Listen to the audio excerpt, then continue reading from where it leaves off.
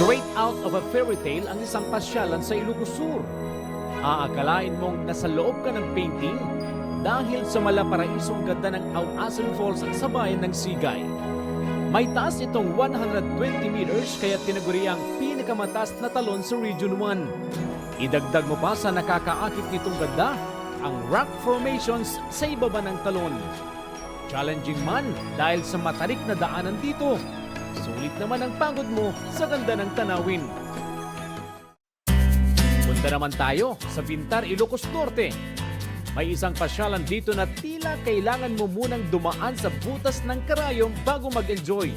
Magsisimula ang adventure nyo sa hiking sa bundok, nasusundan ng pagdaan sa bangin at gilid ng dam.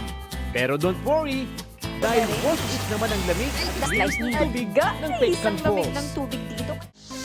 Get ready na mapang-I'm on top of the world. Patok kasi sa mga turista at residente sa Ifugao ang Orolong Ridge sa bayan ng Mayoyaw.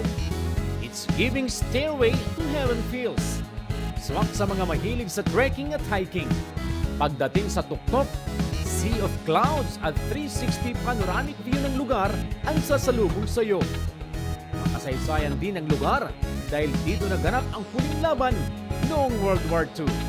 Para sa GMA Integrated News, si Jay Torida ng GMA Regional TV, ang inyong saksi.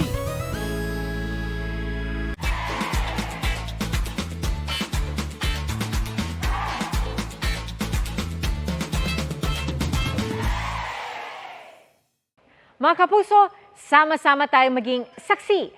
Mag-subscribe sa GMA Integrated News sa YouTube at para sa mga kapuso abroad, samahan niyo kami sa GMA Pinoy TV at sa www.gmanews.tv.